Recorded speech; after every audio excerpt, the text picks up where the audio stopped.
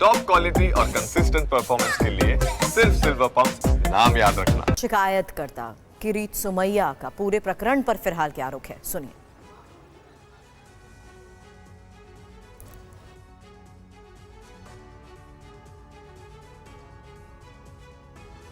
यहाँ पर चिराग नगर बत्ती में मैं अभी आया हूँ।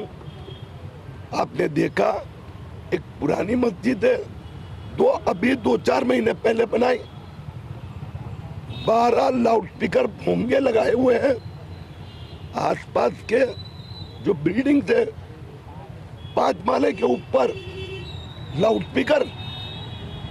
2 दिन पहले घाटकोपर के इस पुलिस स्टेशन में मैंने आके पुलिस को कंप्लेंट की थी।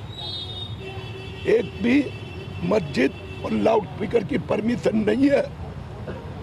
हिंदू हो, मुस्लिम हो, छोटे बच्चे हैं, परीक्षा है, सीनियर सिटीजन रहते हैं।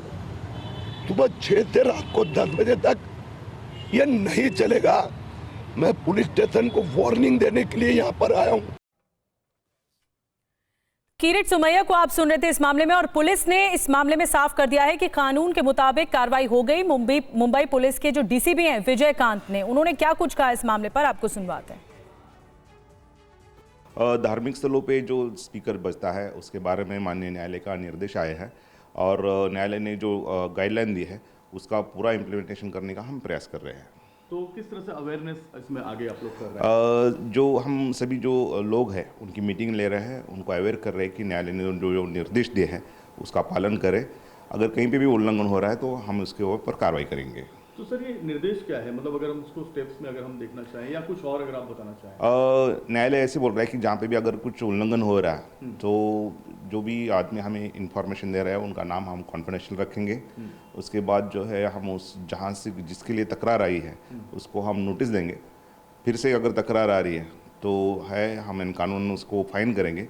अगर तीसरी बार अगर यानी कुछ तकरार आ रही है तो उसके ऊपर हम गुना दाखिल करके सभी मटेरियल सीज करेंगे। और पूरे मामले पर और अपडेट के साथ हमारे सहयोगी जयप्रकाश हमें ज्वाइन कर चुके हैं। जयप्रकाश, क्या एक क्राइटेरिया के तहत सभी को ये इन्फॉर्म कर दिया गया है, सभी को ये जानकारी दे दी गई है कि क्या लिमिट रहेगी, किस डेसिबल के लिहाज से हर एरिया में इसकी क्राइटेरिया लागू होगा?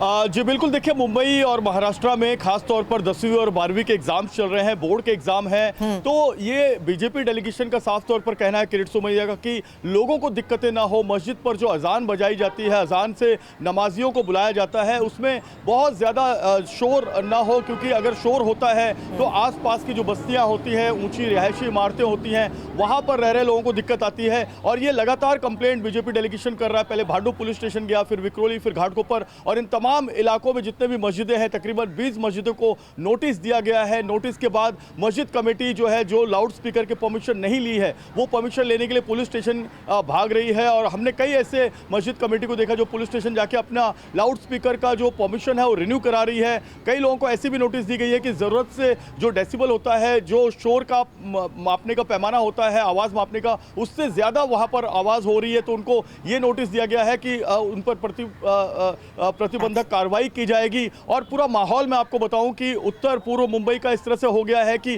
जितने भी मस्जिद हैं वो सब पुलिस स्टेशन अलग अलग जा रहे हैं और वहां पर अपने लाउड स्पीकर को रिन्यू करा रहे हैं। बीजेपी का ये कहना है कि मस्जिद के नाम पर, लाउड स्पीकर के नाम पर इलीगल एक्टिविटी या फिर बिना परमिशन के, बिना पुलिस परमिशन के अगर कोई लाउड स्पीकर चलाता है तो बिल्कुल उसको बिल्कुल जेपी, ये एक प्रशासन की तरफ से बहुत बड़ा मैसेज है, संदेश साफ है कि लाउड स्पीकर तो बजेगा लेकिन लिमिट में बजेगा। बहुत बहुत धन्यवाद आपका जेपी जानकारी देने के लिए इस पूरी खबर पर।